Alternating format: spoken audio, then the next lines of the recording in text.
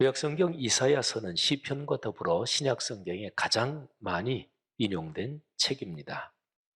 66장으로 구성된 이사야서에서 1장부터 39장까지는 예루살렘, 이스라엘 민족에 대한 심판의 말씀입니다. 자, 39장 마지막 부분을 한번 보겠습니다. 예루살렘이 망하고 왕이 바벨론으로 끌려간다. 이런 예고가 39장 마지막에 나옵니다. 5절부터 8절입니다. 이사야가 히스기야에게 이르되 왕은 만군의 여호와의 말씀을 들으소서. 보라, 날이 이르리니 내 집에 있는 모든 소유와 내 조상들이 오늘까지 쌓아둔 것이 모두 바벨론으로 옮긴 바 되고 남을 것이 없으리라. 여호와의 말이니라. 또 내게서 태어날 자손 중에서 몇이 사로잡혀 바벨론 왕궁의 환관이 되리라 하셨나이다 하니 히스기야가 이사야에게 이르되 당신이 이른 바 여호와의 말씀이 좋소이다 하고 또 이르되 내 생전에는 평안과 견고함이 있으리로다 하니라. 아멘. 망하는 장면의 예고가 있죠. 자, 그리고 바로 이어지는 이사야 40장부터는 상황이 바뀝니다. 예루살렘은 이미 함락됐어요. 이스라엘 민족은 바벨론으로 포로로 끌려간 상황입니다. 그 상황을 전제하고서 40장 1절부터 그 내용이 이어집니다. 그런데 40장 1절 이하에 저 유명한 회복의 선포가 나옵니다. 1절부터 11절 말씀을 제가 한번 읽겠습니다. 제가 낭독하여 이 말씀을 선포할 때 지금 어려운 중에 있는 사람들에게는 이 말씀이 힘이 됐으면 좋겠고요. 코로나19로 불안하고 혼란스러운 오늘날의 상황에 주님께서 주시는 음성으로 들리기를 바랍니다. 또 한국교회를 비롯한 오늘날의 교회가 코로나를 통해서 주시는 주님의 음성을 듣고 회개하고 새로워지기를 바랍니다. 아마 이 구절을 들으시면서 신앙생활하면서 많이 들었던 귀에 익숙한 말씀이 이사야 40장 1절부터 11절 안에 있구나 이렇게 아마 생각하실 것입니다. 너희의 하나님이 이르시되 너희는 위로하라. 내 백성을 위로하라. 너희는 예루살렘의 마음에 닿도록 말하며 그것에게 외치라. 그 노역의 때가 끝났고 그 죄악이 사함을 받았느니라. 그의 모든 죄로 말미암아 여호와의 손에서 벌을 배나 받았느니라 할지니라 하시니라. 외치는 자의 소리여 이르되 너희는 광야에서 여호와의 길을 예비하라. 사막에서 우리 하나님의 대로를 평탄하게 하라. 골짜기마다 도두어지며 산마다 언덕마다 낮아지며 고르지 아니한 곳이 평탄하게 되며 험한 곳이 평지가 될 것이요 여호와의 영광이 나타나고 모든 육체가 그것을 함께 보리라. 이는 여호와의 입이 말씀하셨느니라. 말하는 자의 소리여 이르되 외치라. 대답하되 내가 무엇이라 외치리까 하니 이르되 모든 육체는 풀이요 그 모든 아름다움은 들의 꽃과 같으니 푸른 마르고 꽃이 시들면 여호와의 기운이 그 위에 불미라. 이 백성은 실로 풀이로다. 푸른 마르고 꽃은 시드나 우리 하나님의 말씀은 영원히 서리라 하라. 아름다운 소식을 시온에 전하는 자여 너는 높은 산에 오르라. 아름다운 소식을 예루살렘에 전하는 자여 너는 힘써 소리를 높이라. 두려워하지 말고 소리를 높여 유다의 성읍들에게 이르기를 너희의 하나님을 보라 하라. 보라, 주 여호와께서 장차 강한 자로 임하실 것이요 친히 그의 팔로 다스리실 것이라. 보라, 상급이 그에게 있고 보응이 그의 앞에 있으며 그는 목자같이 양떼를 먹이시며 어린 양을 그 팔로 모아 품에 안으시며 젖먹이는 암컷들을 온순히 인도하시리로다. 아멘. 익숙한 구절들이 많이 나오지요. 자, 이사야 40장부터 미래에 관한 희망의 선포가 이어지는데 49장에도 이스라엘의 회복이 예고되는 내용이 계속 이어집니다. 49장에는 이름이나 구체적인 인적 사항이 드러나지 않는 어떤 사람에 대한 말이 나옵니다. 어떤 종이 나오는데요. 이사야 40장 이후에서 여러 번 이 사람에 대한 이야기가 나옵니다. 52장, 53장 여러 번 나오는데 고난받는 종입니다.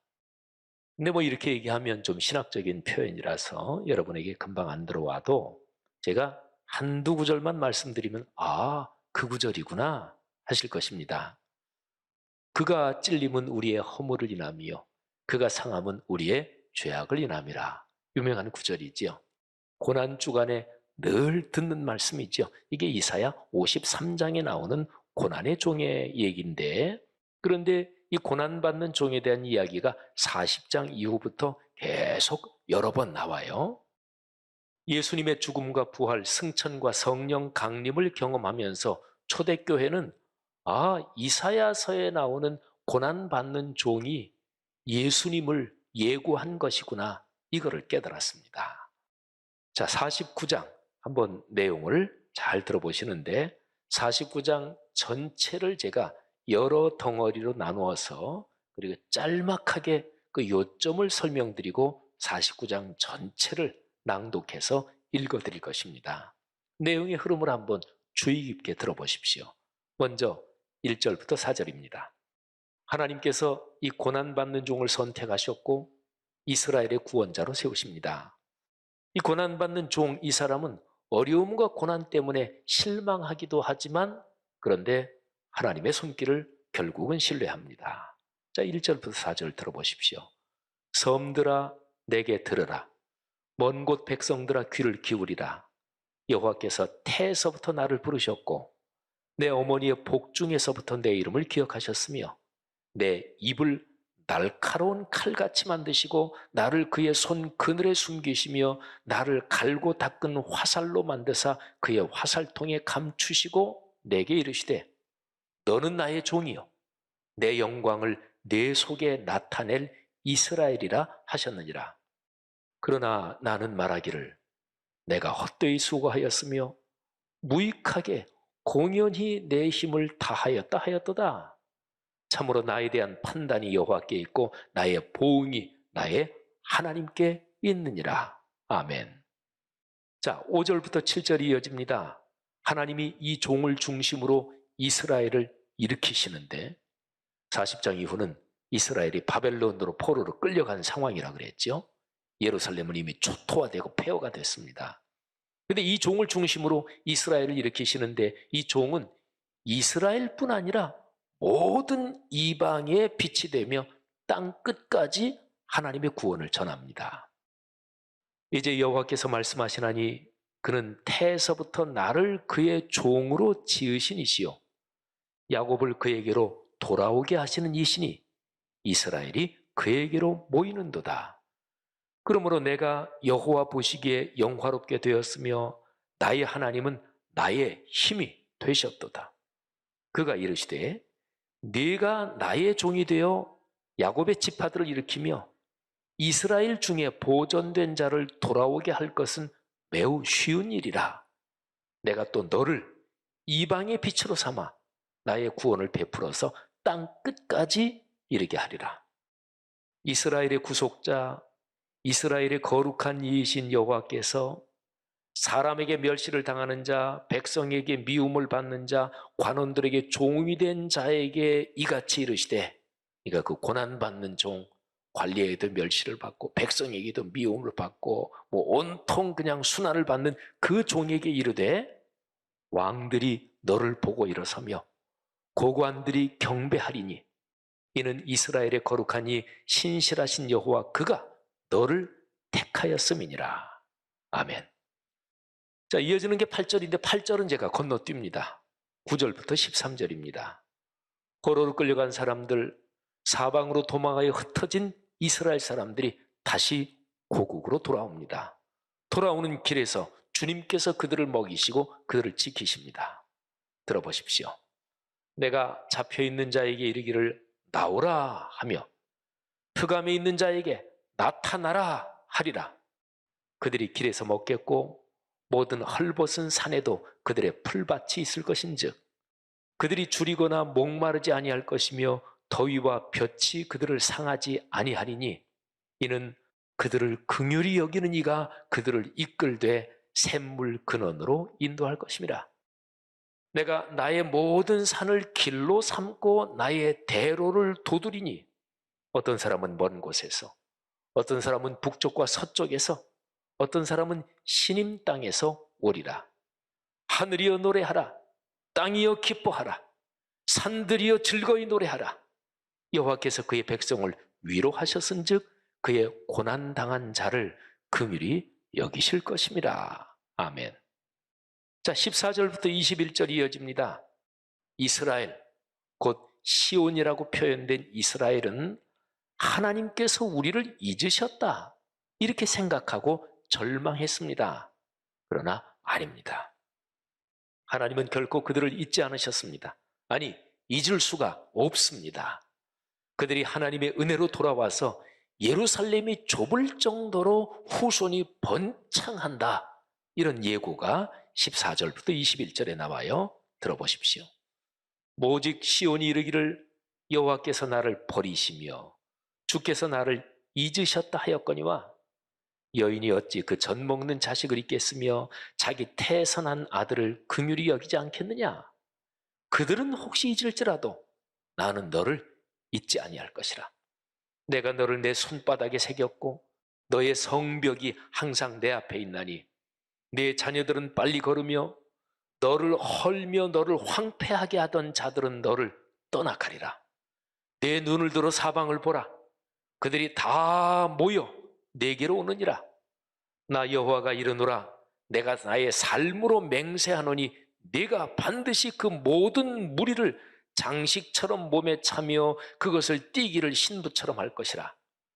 이는 내 황폐하고 적막한 곳들과 내 파멸을 당하였던 땅이 이제는 주민이 많아 좁게 될 것이며 너를 삼켰던 자들이 멀리 떠나갈 것이니라. 자식을 잃었을 때에 낳은 자녀가 후일에 네 귀에 말하기를 이곳이 내게 좁으니 넓혀서 내가 거주하게 하라 하리니 그때 내가 내 마음에 이르기를 생각하기를 누가 나를 위하여 아들을 낳았는고? 나는 자녀를 잃고 외로워졌으며 사로잡혀 유리하였거늘 누가 이들을 양육하였는고? 나는 홀로 남았거늘 이들은 어디서 생겼는고 하리라. 자, 이제 마지막 부분입니다. 22절부터 26절. 이스라엘 민족의 이런 회복은 하나님께서 하시는 일입니다. 그들이 잘나서 그들의 능력이 아니라 하나님께서 은혜로 그들을 회복시키시는 거예요.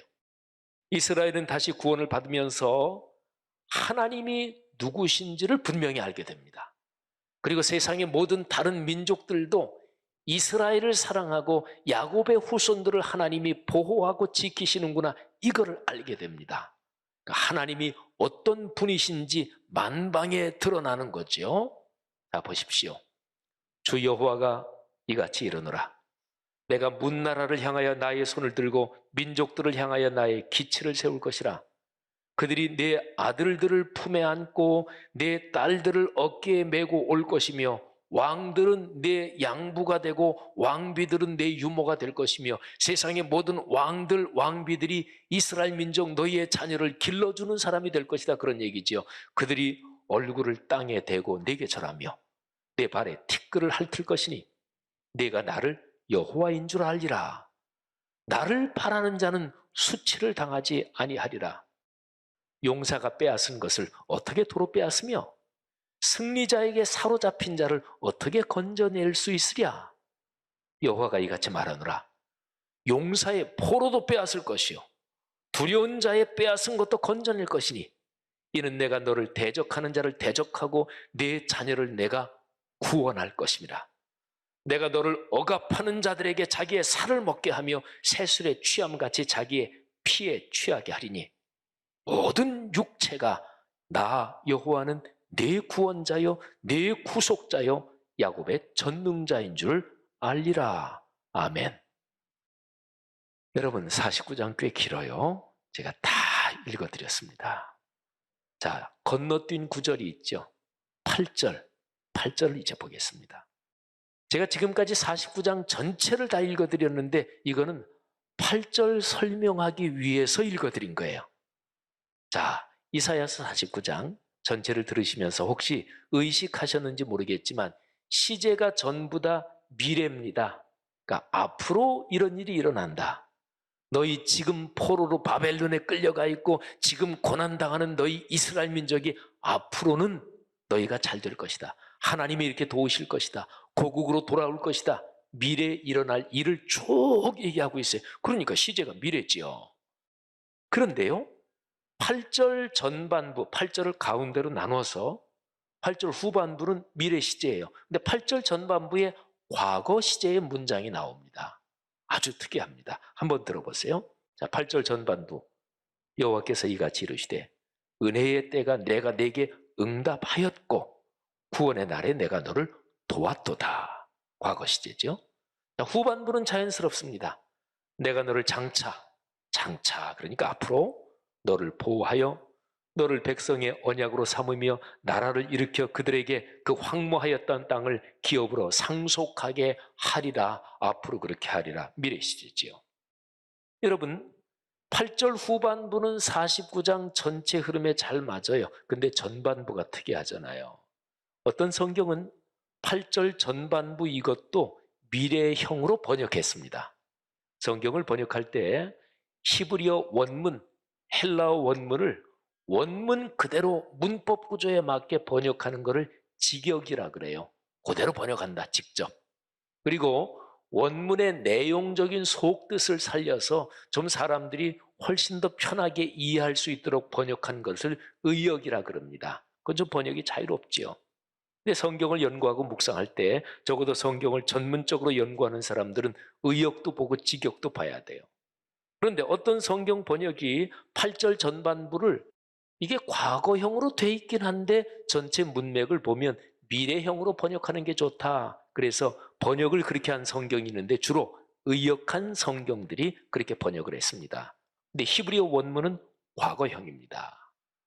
자, 그러면 과거에 하나님이 응답하셨고 과거에 구원하셨다는 얘기잖아요. 그럼 뭔가요? 이스라엘 민족이 경험한 그 옛날의 출애굽 사건을 얘기하는 건가요? 아니면 그 후에 이스라엘 민족의 역사에서 하나님이 과거에 도우시고 과거에 구원하셨던 그런 어떤 사건을 말하는 것일까요? 예, 그렇게도 볼 수 있습니다. 그러나 성경학자들의 해석은 그렇지 않습니다. 이 과거로 번역된 표현이 49장 전체의 흐름과 함께 미래에 일어날 구원을 말한다는 거예요. 그래서 의역된 성경들 중에 어떤 거는 이거를 미래형으로 번역한 것도 바로 그 이유 때문에 그렇게 한 거예요. 자, 그러면 궁금하지요? 왜 과거 시제를 썼을까요? 하나님께서 미래에 일어날 일을 말씀하시는데 왜 시제를 과거로 썼을까요? 히브리어 원문을 보면 분명히 과거인데 여기에 참으로 멋진 믿음이 담겨 있습니다. 자, 이런 거예요. 하나님이 미래에 하시겠다고 하신 결정은 누구도 뒤집을 수 없다. 그는 이미 과거에 일어난 일이나 마찬가지다. 하나님이 그 일을 가까운 미래에 반드시 그렇게 이루실 것이다. 이런 뜻이 담겨 있는 거예요. 참, 좀 특이하죠. 그런데 성경에는 이런 표현이 여기저기 꽤 나옵니다. 자, 성도 여러분, 이 표현에 담긴 믿음이 참으로 중요합니다. 생각해 보세요. 하나님을 믿는 사람들이 누군가요? 하나님을 신뢰하는 거죠. 그러면 하나님을 신뢰한다는 것은 하나님의 말씀을 신뢰한다는 거예요. 온몸을 다 던져 삶과 죽음을 다 걸고 말씀을 신뢰하는 사람들, 그 사람들이 하나님을 믿는 신앙인들이에요. 그러면 하나님께서 미래에 내가 이런 일을 하겠다, 너희를 위해서 이런 일을 이루겠다, 미래에 어떤 일을 하신다고 하나님이 말씀하시면 그 말씀의 내용이 이미 이루어진 것처럼, 과거에 이루어진 것처럼, 과거 일은 바꿀 수 없잖아요. 그것처럼 신뢰하는 거지요. 이거를 가리켜서 믿음이라 그래요.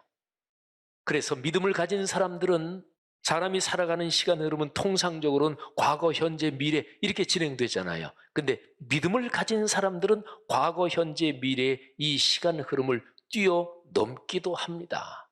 자, 앞으로 일어날 일이에요. 그게 진짜 일어날까? 뭐 가슴이 설레고 또 기쁘기도 한데 그때 가서 실망할 수도 있잖아. 이루어지지 않으면. 사람의 심정은 보통 그렇잖아요. 그런데 하나님이 말씀하신 거니까 그는 100%, 1000%, 10,000% 세상이 두 쪽 나도 그는 반드시 이루어진다. 그래서 그런 믿음을 가지고 과거형으로 기록한 거죠. 참 특이하죠? 여러분, 이렇게 특이하고 중요한 이사야서 49장 8절 이 전반부, 이게 신약 성경에 인용돼요. 사도 바울이 고린도후서 6장 2절 전반부에 이사야 49장 8절 전반부를 인용합니다. 자, 한번 이사야서하고 고린도후서를 한번 보죠. 이사야 49장 8절 전반부 다시 한번 보세요. 여호와께서 이같이 이르시되 은혜의 때에 내가 네게 응답하였고, 과거형이죠. 구원의 날에 내가 너를 도왔도다. 자, 사도 바울이 이 구절을 인용합니다. 고린도후서 6장 2절 전반부입니다. 이르시되, 그러니까 구약 성경 이사야서에서 이렇게 이르시되 그런 얘기예요. 내가 은혜 베풀 때에 너에게 듣고 내 기도 소리를 들었다는 거죠. 구원의 날에 너를 도왔다 하셨으니, 이사야서에서 이렇게 말씀하셨으니, 사도 바울은 이 내용을 인용하면서 바로 이어서 이게 고린도서 6장 2절 앞부분이니까 그 바로 뒷부분에 이렇게 얘기합니다. 이렇게 구약성경 이사야서에서 말씀하지 않았느냐? 그런데 그 은혜 받을 때 그 구원의 날이 바로 지금이다. 자, 고린도서 6장 2절 후반부를 보세요. 보라, 지금은 은혜 받을 만한 때요. 보라, 지금은 구원의 날이로다. 여러분, 참으로 감격스러운 묵상 아닙니까? 그러니까 하나님께서 이사야 선지자에게 말씀하신 거예요. 이사야야, 앞으로 너희 민족에 이렇게 구원을 얻을 거야. 지금 바벨론 포로에서 고통을 당하고 희망이 없는 것 같지만 아니야. 내가 너희 민족을 다시 돌아오게 할 거야. 하나님이 그 말씀하시니까 이사야가 그 말씀을 받고 감동해서 과거형으로 아예 그냥 확 기록해버렸어요. 한 몇백 년 후에 사도 바울은 구약성경 이사야서 그 말씀을 묵상하면서, 그러면서 바울은 그렇구나. 그 하나님이 구원하신다고 하는 그 은혜의 때가 바로 지금이구나. 그러면서 은혜와 구원을 현재로 끌어온 거예요. 여러분, 이사야 선지자의 신앙이 참 멋지잖아요. 하나님이 이렇게 해줄 거야. 그러니까 그걸 확 붙잡으면서 과거형으로 기록하면서 자기의 삶으로 확 끌어가는 거지요. 사도 바울은 이 똑같은 구절을 보면서 과거형으로 돼 있는 이 구절을 그게 지금 여기서 이루어진다. 그러면서 현재로 확 끌어온 거예요. 여러분, 제가 지난 주일 설교의 제목이 까르페 디엠이었습니다. 그거는 지금 여기를 살아야 된다, 그런 라틴어 표현이죠. 여러분, 주님은 지금 여기에서 여러분에게 은혜를 주십니다. 지금 예배의 자리에 나와 계신 이 자리가 은혜의 자리고, 이 자리가 구원의 자리고, 그리고 오늘 하루 하나님이 여러분에게 은혜를 주시는 것이고, 이번 한 주간 여러분에게 은혜를 주시는 거예요. 지난 수요일 주중 수요 예배 설교의 제목이 메멘토 모리였습니다. 이거는 죽는다는 것을 기억해라, 라틴어 문장이죠. 사람은 누구나 시간의 한계 속에서 살면서 신체의 죽음을 피할 수 없는 존재입니다. 이게 사람의 숙명입니다. 그러나 말씀을 묵상하며 사는 사람은 지금 여기에 내 삶에 살아 움직이는 말씀을 경험합니다. 그러면서 시간의 한계를 뛰어넘어 영원의 복을 누리는 거죠. 이사야처럼, 그리고 사도 바울처럼. 사랑하는 그리스도인 여러분, 여러분에게 오늘이 축복입니다. 지금 예배의 자리에 나와 앉아있는 여기가 축복이고, 여기에서 보통 통상적으로 사람이 경험하는 과거, 현재, 미래의 이 시간 흐름은 아주 아름답게 황홀하게 뒤엉키는 거예요. 하나님이 미래 이루실 일 그게 지금 내 마음에 확 와닿으면서 이미 이루어진 것처럼 나를 기쁘게 만들고, 그리고 과거에 일어난 일, 그게 지금 일처럼 나에게 다시 한번 강력하게 작동하는 거예요. 시간의 흐름이 아름답게 은혜로 엉키는 거지요. 역설적으로. 사랑하신 여러분, 이게 믿음을 가진 사람들의 체험입니다. 보십시오. 코로나 상황인 지금이 바로 은혜 받을 만한 때입니다. 보십시오. 코로나로 여러 가지가 불투명하고 불안정한 상황이잖아요. 그런데 지금이 구원의 날이다.